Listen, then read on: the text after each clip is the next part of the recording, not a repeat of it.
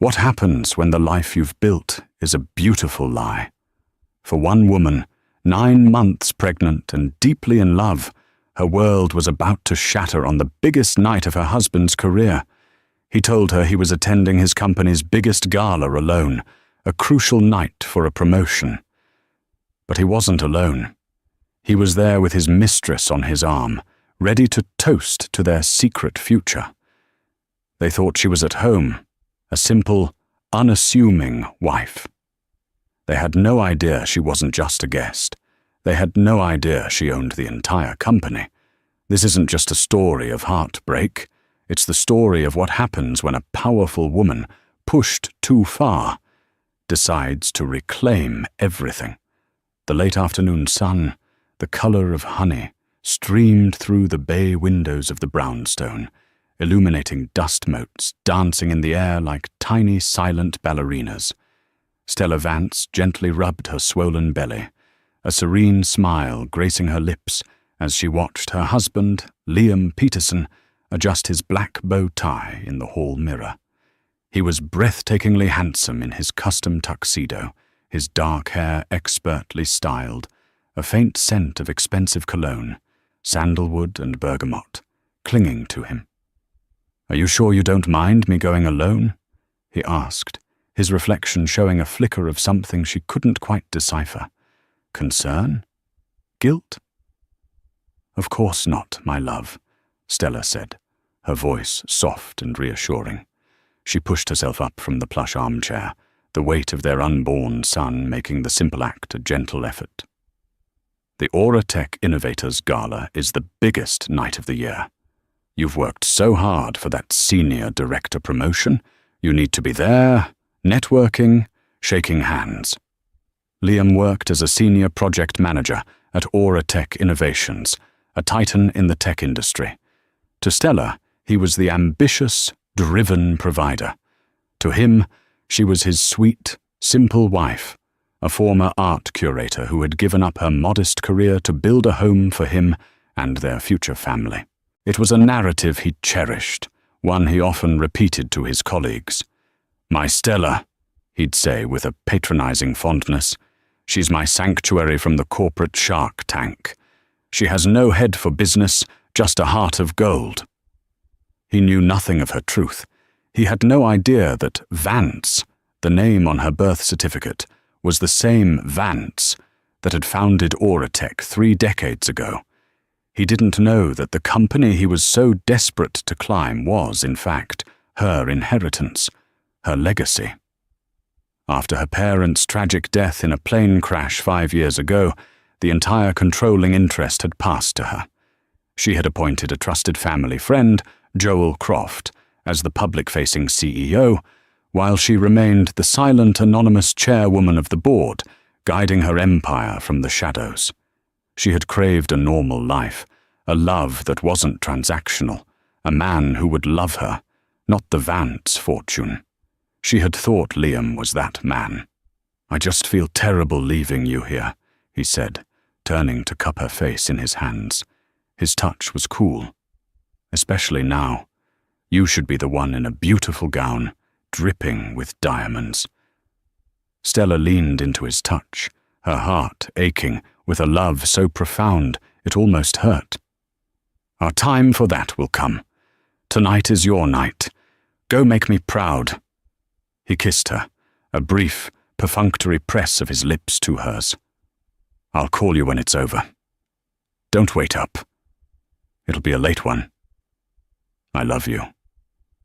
"I love you too," she whispered as he pulled away, grabbing his sleek leather briefcase from the hall table. She watched from the window as he slid into the back of a waiting black car. As it pulled away from the curb, another car, a sleek silver sedan, pulled up a few houses down. A woman stepped out. Stella's breath caught in her throat. It was Serafina Dubois, the notoriously ambitious head of marketing at Auratech. She was a vision in a shimmering, backless emerald gown by Vera Wang. Her fiery red hair swept into an elegant chignon. Liam's car stopped, and Serafina slipped into the back seat beside him. The car then sped off into the twilight. A cold dread, sharp and icy, seeped into Stella's bones. It couldn't be. It was just a coincidence. Liam was probably just giving his colleague a ride. He was a good man. Her husband, the father of her child. She tried to dismiss it, blaming the paranoia of late-stage pregnancy. But as she stood in the silent, empty hall, the lingering scent of his cologne seemed to mock her, a fragrant ghost of a lie she wasn't yet ready to confront. She walked back to the living room and sank into the armchair, her hand resting protectively over her baby, a sudden, fierce need to shield him from a world that had just tilted dangerously off its axis. The honey-colored light had faded, and the room was now filled with long, encroaching shadows. The next few weeks were a masterclass in self-deception for Stella. She clung to the image of her perfect marriage with the desperation of a drowning woman. Liam came home from the Gala euphoric, telling her how he'd impressed the board members, how the senior director position was practically his. He never mentioned Serafina. When Stella casually asked if he'd seen anyone from the marketing department, he'd shrugged. I might have seen Serafina Dubois across the room, but it was a madhouse. Barely had a moment to breathe. The lies were subtle, like hairline fractures in a porcelain vase. They were invisible from a distance, but if you looked close enough, you could see the whole structure was compromised. There was the credit card statement she saw by chance. A charge for a suite at the Grand Excelsior Hotel, the very hotel that hosted the gala. Why would he need a room when their home was a 20-minute drive away? When she asked, he had a ready answer. A few of us pitched in for a hospitality suite, a base of operations for the night. You know how these things are. Then came the scent. It wasn't Serafina's perfume.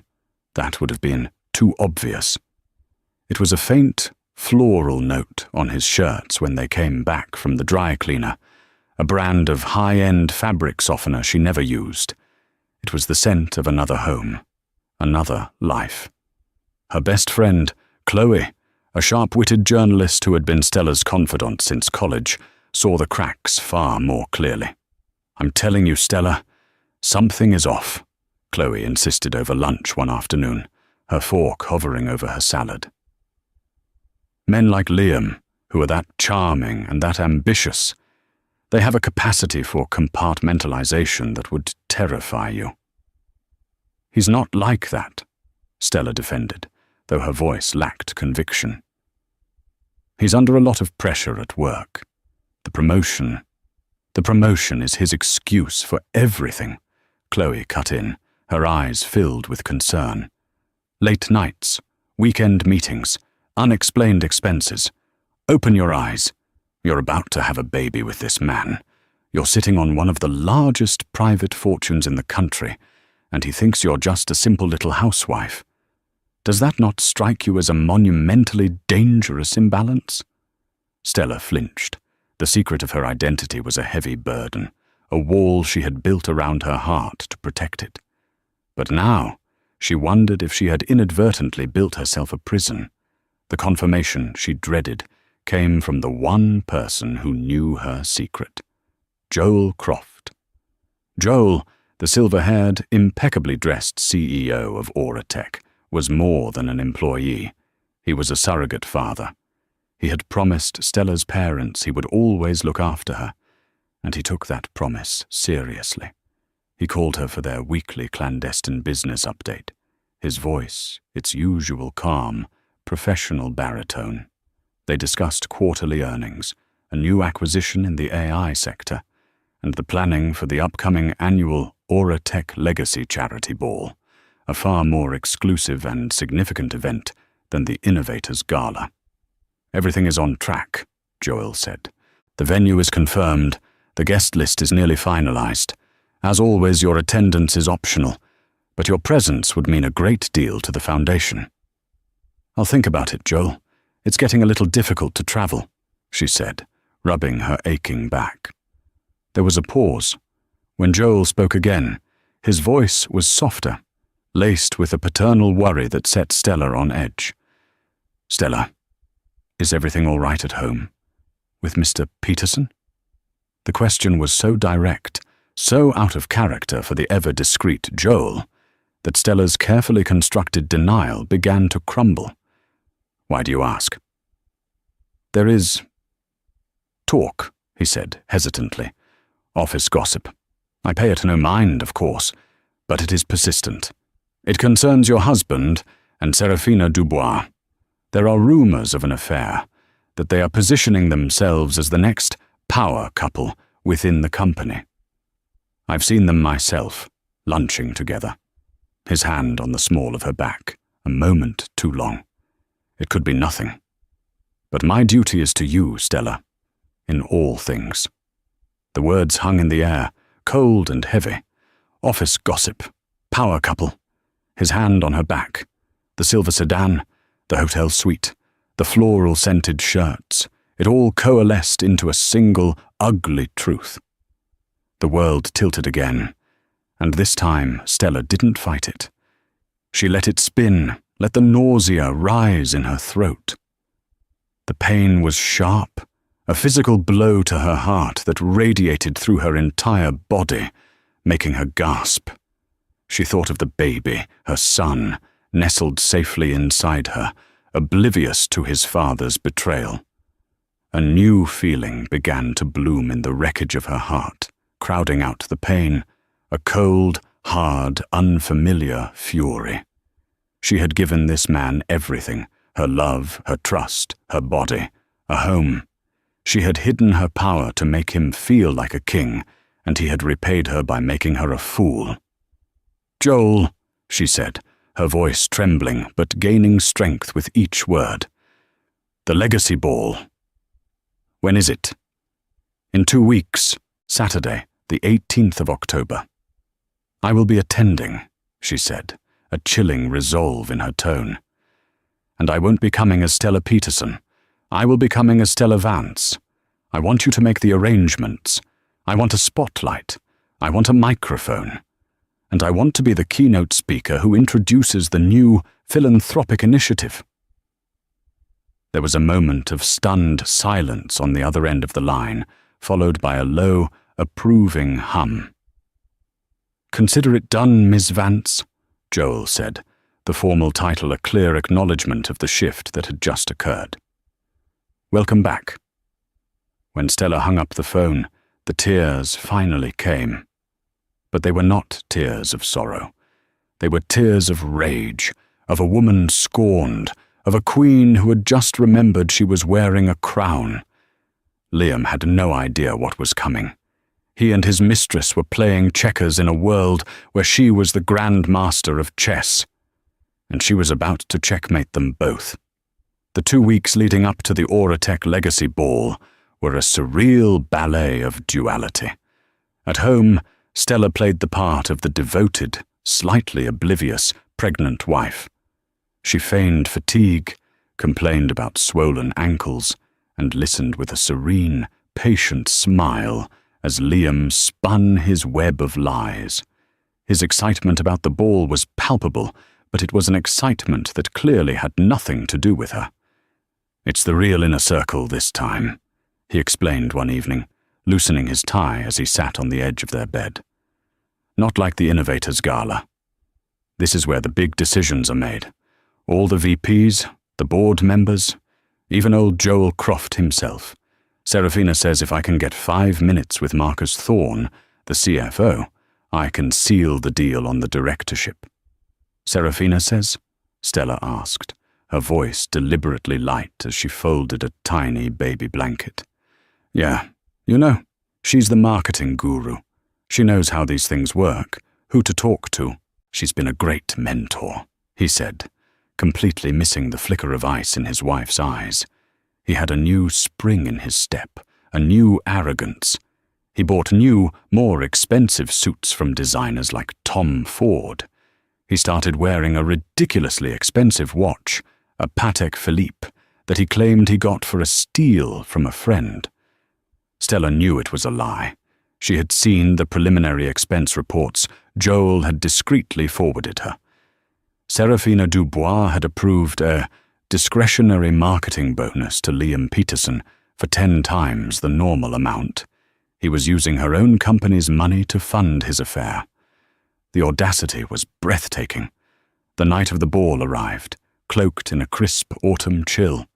The entire affair was designed to be a public performance of their crumbling marriage. "You look tired, sweetheart," Liam said, stroking her hair as she lay on the couch, pretending to be asleep. "You should rest. I'll be back as late as I can, I promise."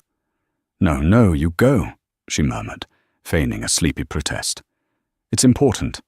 Just be safe." "Always," he said, kissing her forehead. The scent of his cologne, the same sandalwood and bergamot, filled her senses, but now it smelled of deceit. He left. Stella waited exactly 10 minutes, her heart pounding a steady, rhythmic drumbeat of purpose. Then she rose. The tired, docile wife vanished. In her place was a woman on a mission. Upstairs, laid out on the guest room bed, was her armor. It wasn't a shimmering gown.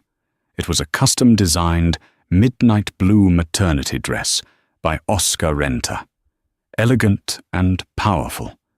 It was tailored to accentuate, not hide, her pregnancy, celebrating it as a source of strength. Beside it lay the Vance family jewels, a breathtaking diamond and sapphire necklace that hadn't seen the light of day in years. Chloe arrived to help her get ready, her eyes wide with a mixture of awe and nervous excitement. "Are you sure about this? This is going to be thermonuclear." "He made his choice," Stella said, her voice steady as she sat at her vanity. "He chose to humiliate me. He just doesn't realize he chose the wrong woman to humiliate." As Chloe's friend, a professional makeup artist, worked her magic, transforming Stella's soft features into a visage of regal authority, Stella made a final call. "Joel, it's time." "The car is waiting a block away, Ms. Vance," his voice came through the speakerphone. "The stage is set. Security has been briefed. They know who you are. No one gets in your way." "And Liam Peterson?" "He and Ms. Dubois arrived 20 minutes ago. They made quite the entrance. He's introducing her as his partner." A bitter smile touched Stella's lips. Partner. He had no idea. When she was ready, she stood before the mirror. The woman looking back was a stranger.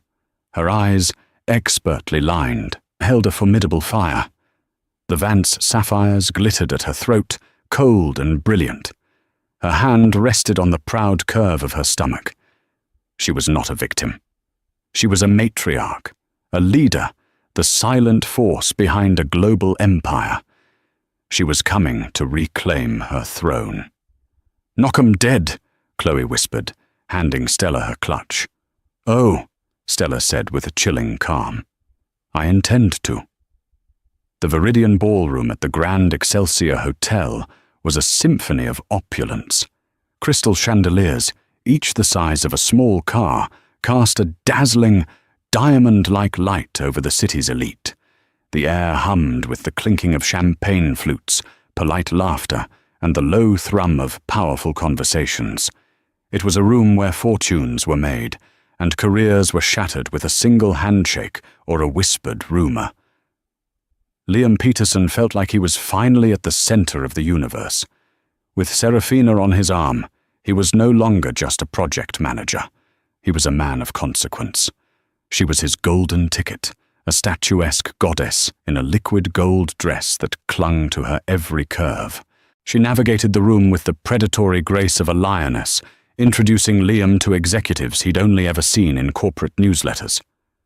"Marcus, darling," Serafina purred, air-kissing the cheek of Marcus Thorne, the formidable CFO. "I want you to meet Liam Peterson. He's the brilliant mind behind the Phoenix Project. We're expecting big things from him."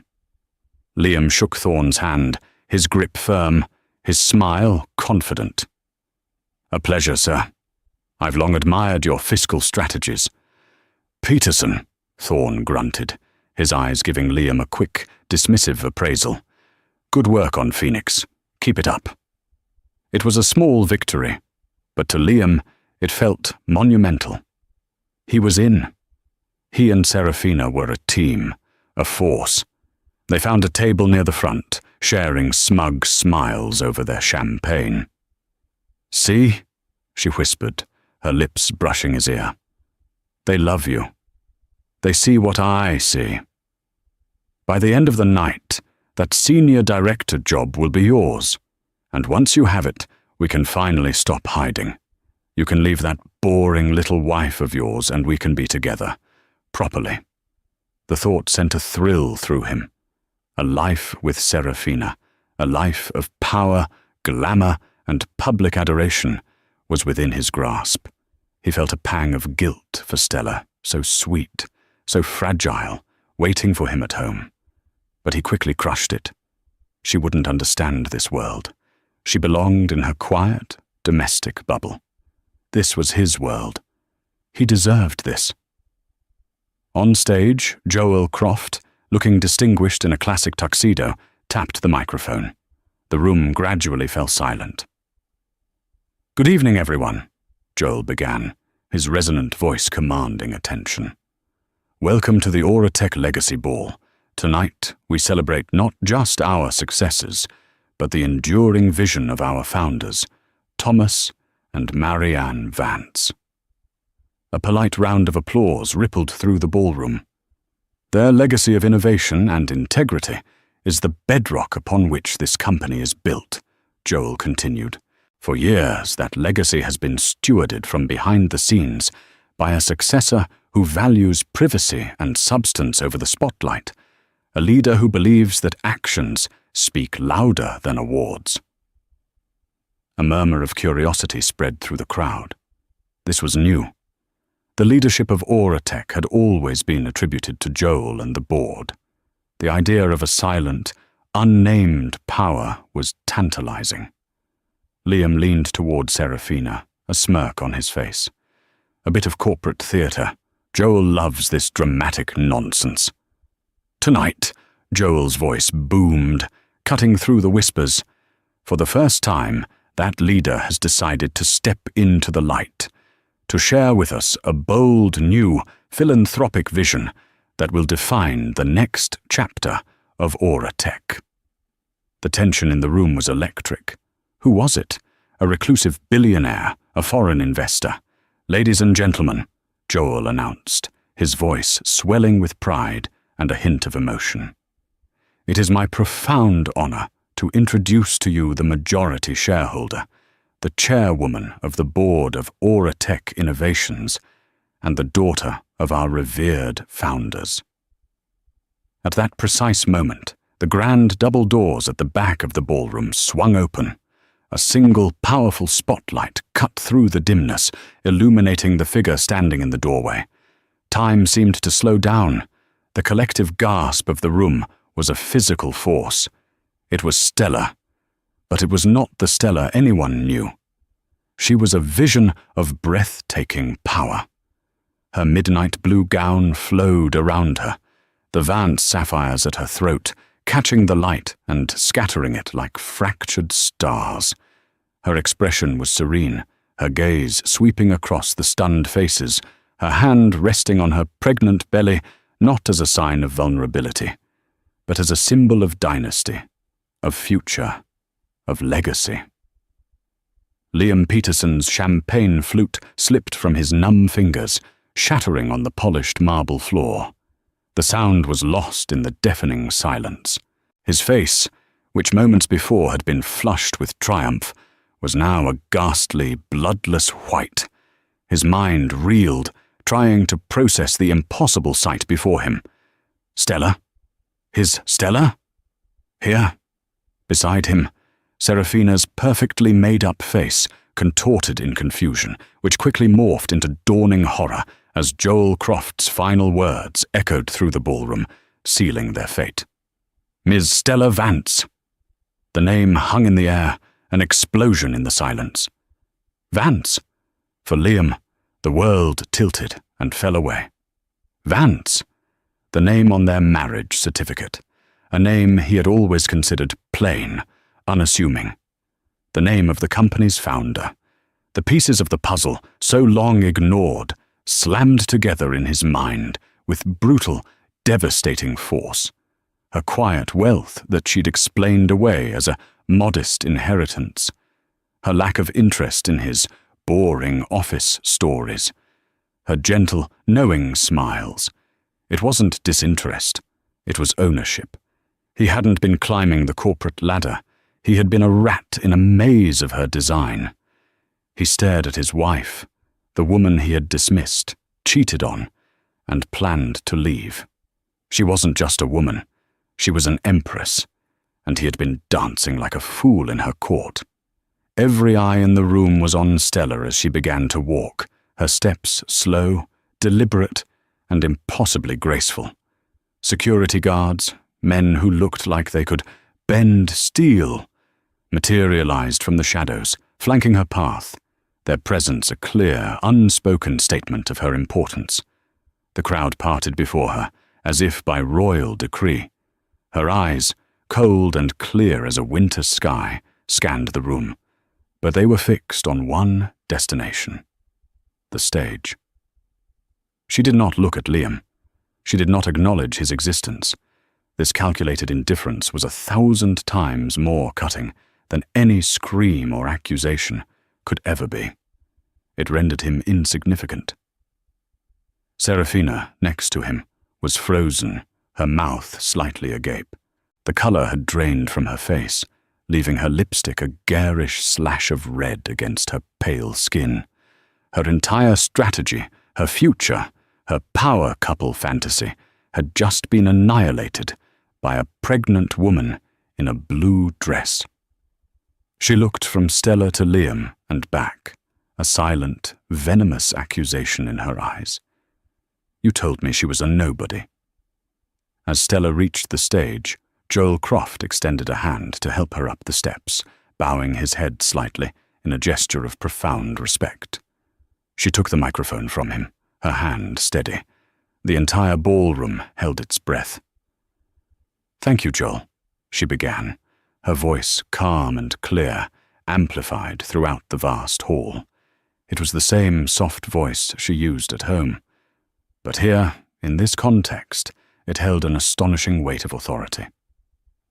For those of you who do not know me, my name is Stella Vance. My parents, Thomas and Marianne Vance, founded this company on a simple principle: that innovation should serve humanity. That integrity is not a commodity to be bought or sold, but the very soul of our enterprise. She paused, letting her eyes sweep over the sea of faces, the powerful executives, the board members, her employees. She finally let her gaze drift towards the table where Liam and Serafina sat, entombed in their public humiliation. Her eyes met Liam's for a fleeting second. There was no anger in her expression, no pain. There was only a chilling finality, the look one gives to something that is already over. "Tonight," she continued, turning her attention back to the wider audience, "I am here to announce the Vance Legacy Foundation, a new philanthropic arm of Auratech, endowed with an initial $500 million. A wave of shocked murmurs and applause broke out. Stella waited for it to subside, her composure absolute. This foundation will be dedicated to funding education in underserved communities, advancing medical research, and championing ethical technological development. It will be a testament to our core values." Her hand moved to rest once more on her stomach. "It will be the legacy I build for my child, and the standard to which I will hold every single person associated with Auratech." Her gaze hardened, becoming sharp as a diamond. "Because integrity," she repeated, her voice dropping slightly, becoming more intense, "is everything. It is the trust our customers place in us. It is the trust we place in each other. Any individual who compromises that integrity, who places personal ambition and deceit above loyalty and honor has no place at Aura Tech Innovations." The words were a direct shot, and everyone knew it. The atmosphere in the room grew thick with tension.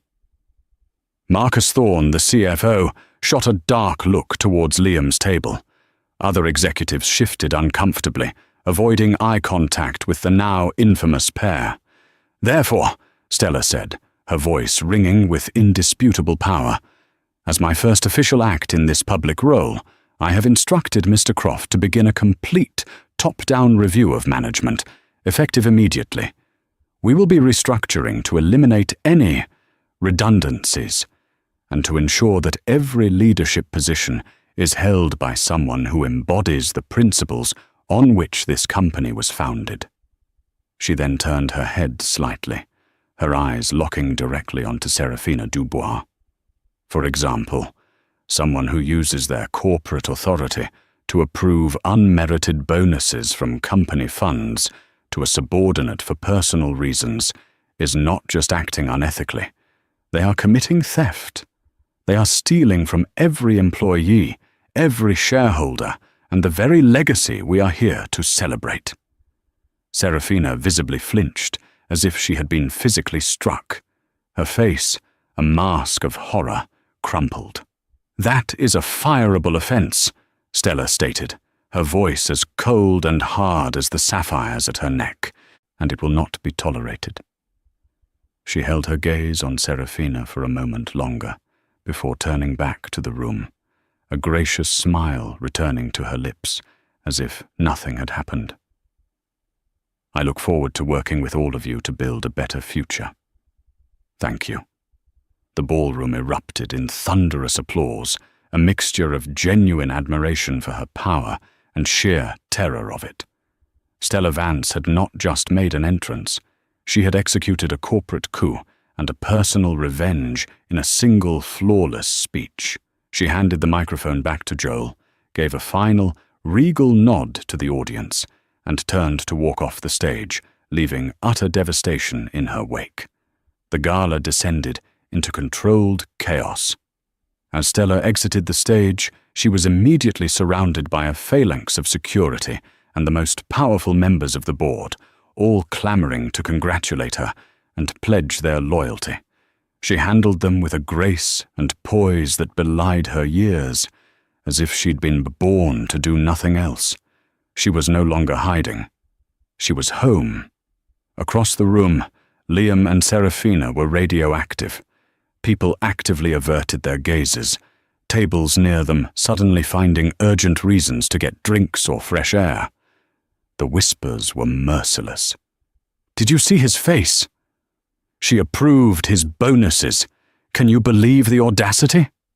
They're both finished." Liam tried to stand, his legs weak and trembling. He had to get to her. He had to explain. But what could he possibly say? "I'm sorry I didn't realize you were one of the most powerful women in the country. I'm sorry I betrayed you, but I thought you were unimportant." The absurdity of his position was a physical weight, crushing him. He took a step, lurching forward, his eyes wild with desperation. "Stella!" he called out, his voice hoarse. He never made it a second step. Two of the security guards who had been watching him intently moved with silent, swift efficiency. One placed a firm, immovable hand on his chest.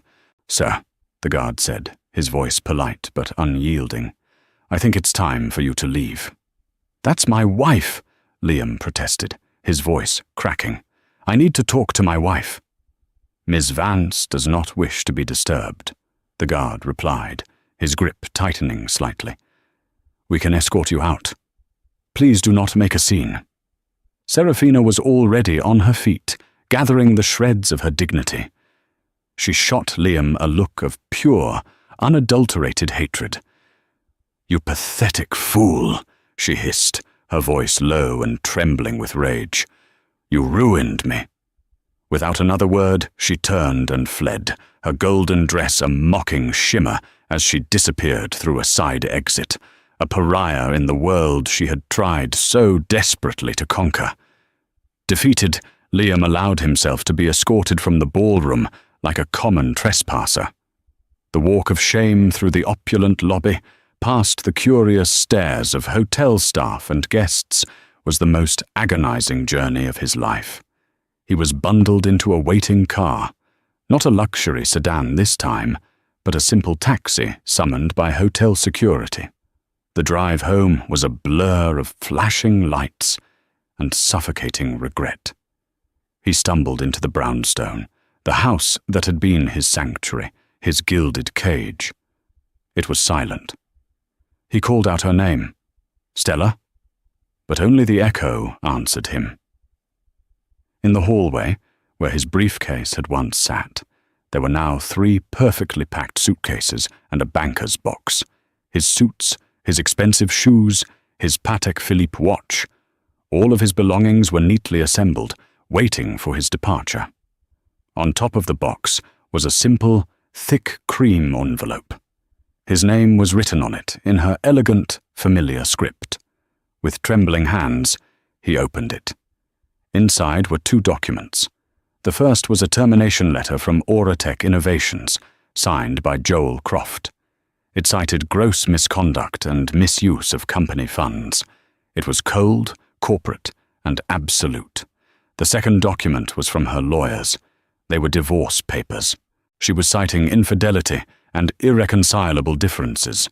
The petition also included a restraining order, preventing him from coming within 500 feet of her residence, or any Auratech property. He sank to the floor, the papers scattering around him. He had lost everything in a single night: his job, his reputation, his future, and his wife. The one person he had taken for granted, the one person who had truly loved him, had excised him from her life with the surgical precision of a master strategist. He finally understood. He hadn't just cheated on his wife, he had betrayed the Queen. And in her kingdom, there was no forgiveness for treason.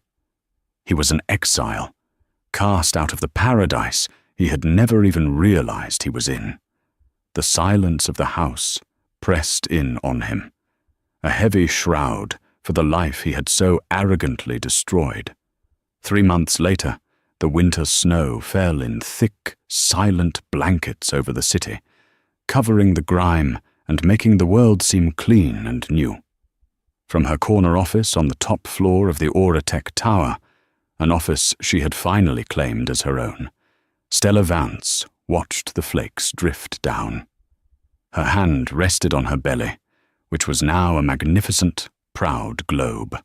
The birth of her son was only weeks away. The aftermath of the legacy ball had been swift and decisive. Serafina Dubois had vanished from the corporate world, her reputation in tatters. Liam, after a few desperate, unanswered calls from a blocked number, had faded into obscurity. Stella heard through a third party that he had moved back to his hometown in Ohio, taking a low-level sales job. He was a ghost from a life she no longer recognized. Her own life had transformed utterly. Stepping into the light had been terrifying, but also profoundly liberating. The business world, initially skeptical of the secret heiress, was quickly won over by her sharp intellect, her clear vision, and her unwavering commitment to the ethical principles she had espoused on that stage. She wasn't just her parents' daughter. She was a formidable leader in her own right. Joel remained by her side as CEO, their partnership a perfect blend of his experience and her innovative drive. The Vance Legacy Foundation was already making headlines, its first major grant establishing a nationwide coding boot camp for underprivileged high school students. Her personal life had found a new, quieter rhythm.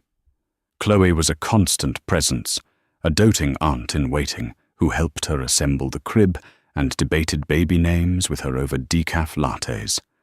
The brownstone, once a place of painful memories, had been redecorated.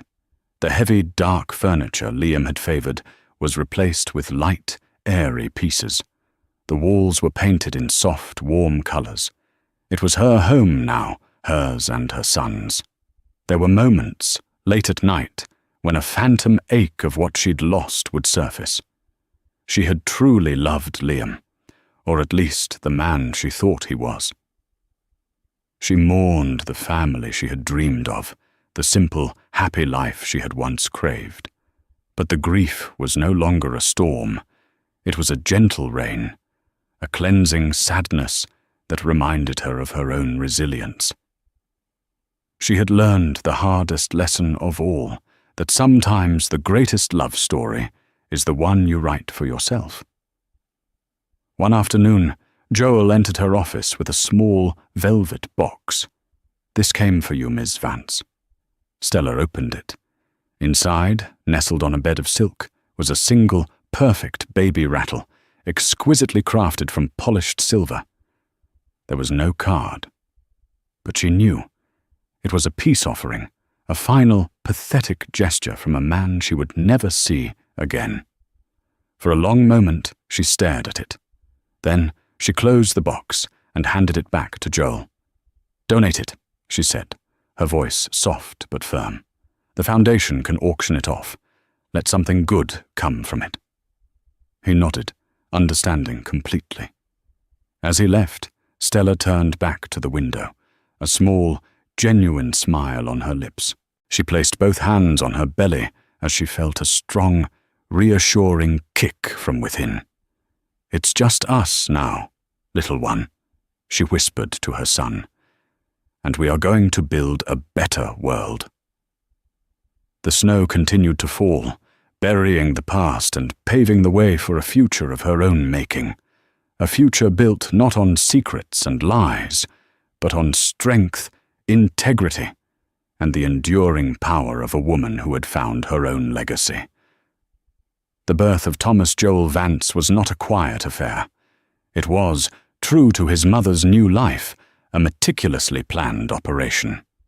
Stella had checked into a private wing of the city's most exclusive hospital under an assumed name, with a security detail that would rival a head of state's.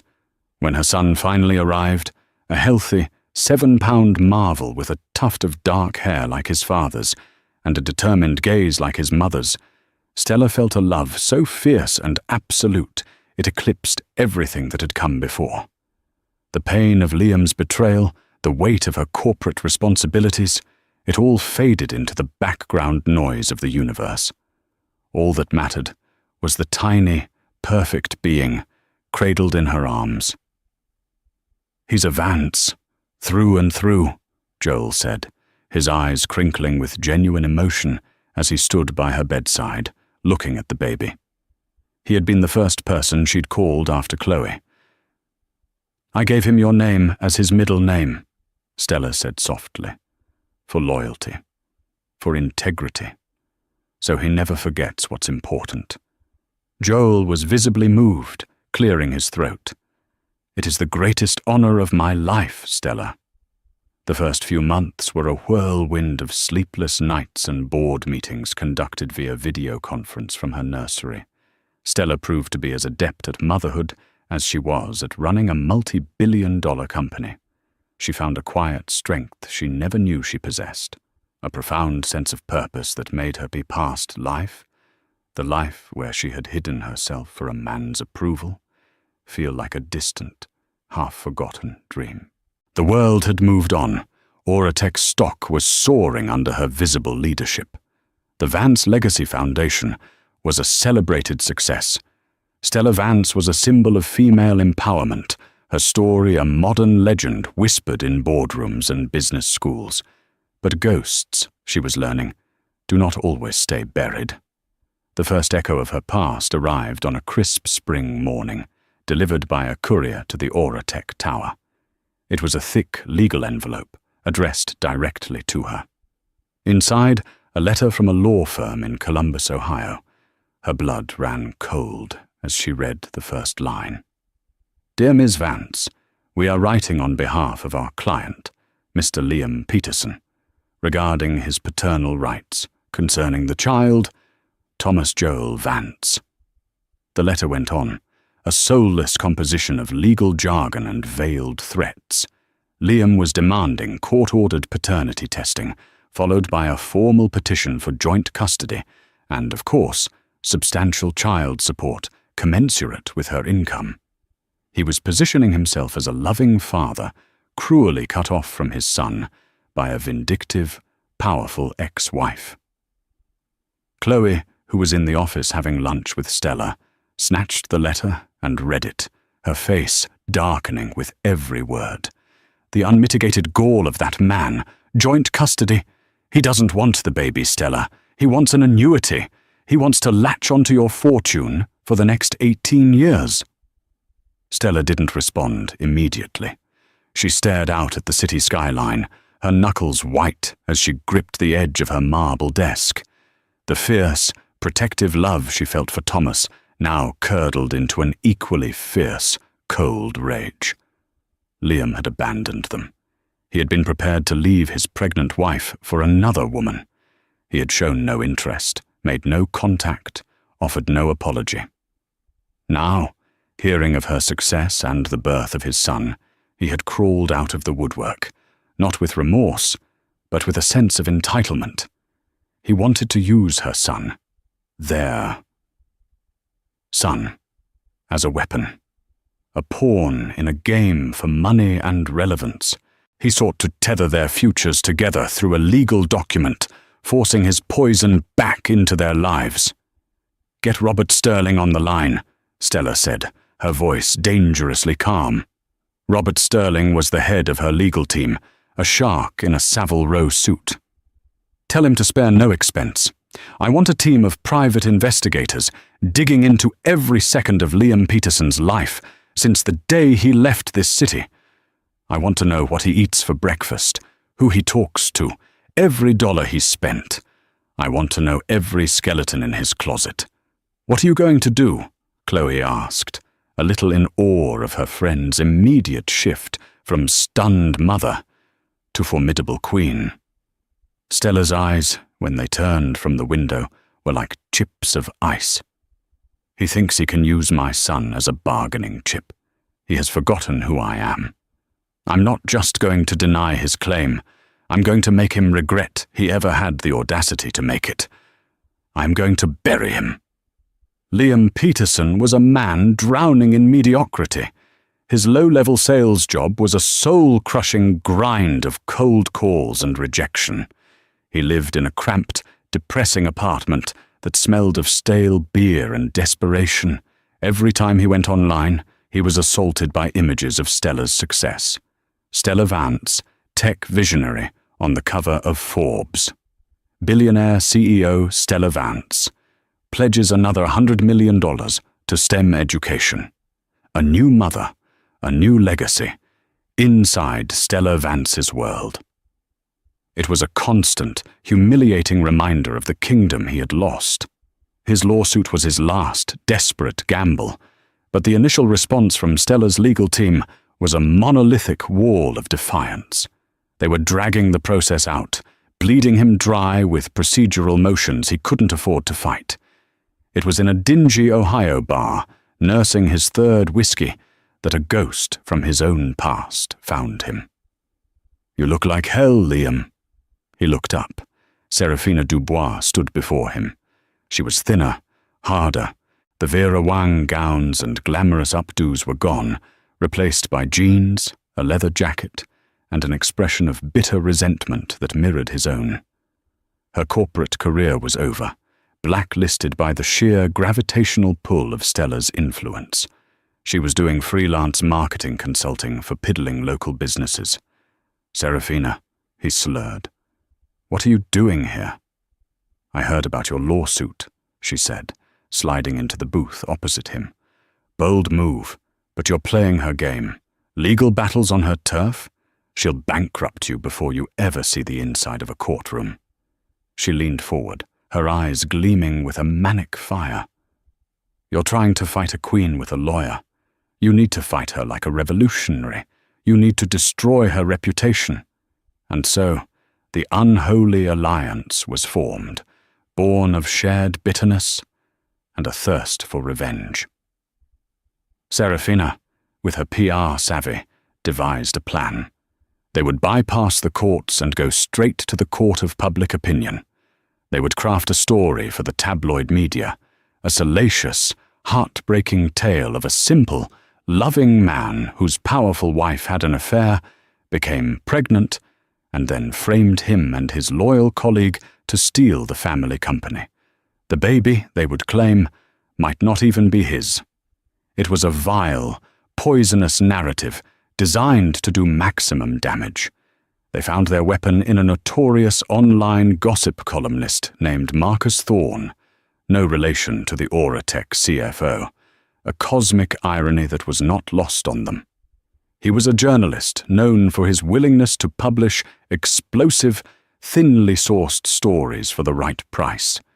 They were 2 days from sending Thorne their package of fabricated emails, staged photos, and a tearful, ghost-written interview with Liam when Stella made her move. She hadn't been idle. Her private investigators had been thorough. They had uncovered not only Liam's desperate financial state, but also Serafina's reappearance. They had bugged the bar, recorded the conversation, and tracked their communications with the columnist. Stella knew their entire playbook before they had even run the first play. Instead of preparing a defense, she launched a preemptive strike. Chloe, using her legitimate press credentials, arranged an exclusive primetime interview for Stella with Diana Sawyer, one of the most respected journalists in the country. The night before, Liam and Serafina's story was supposed to break. Stella appeared on national television from the living room of her brownstone. She looked serene and beautiful.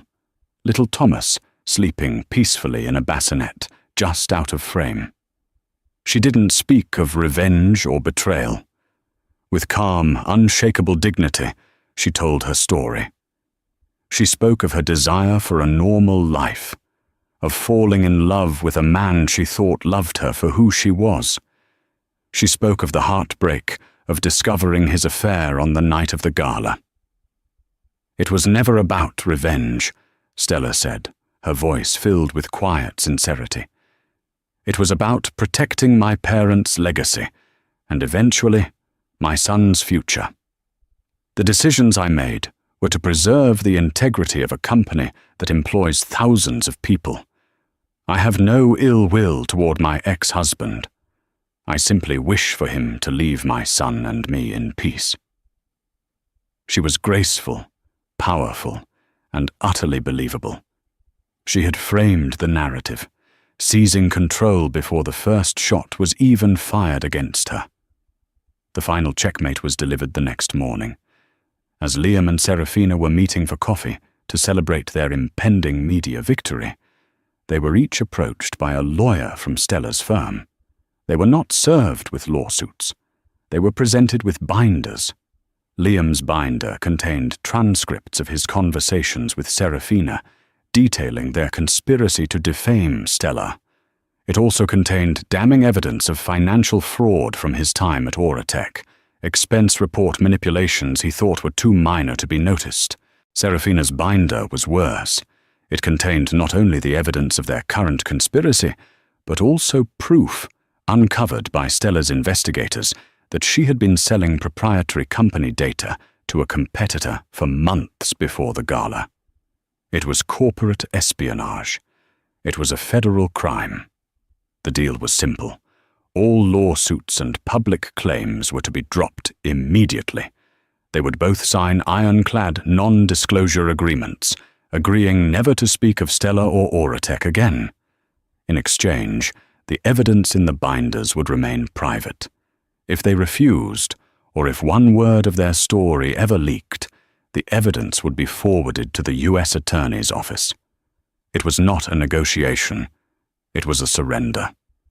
Defeated and exposed, they signed.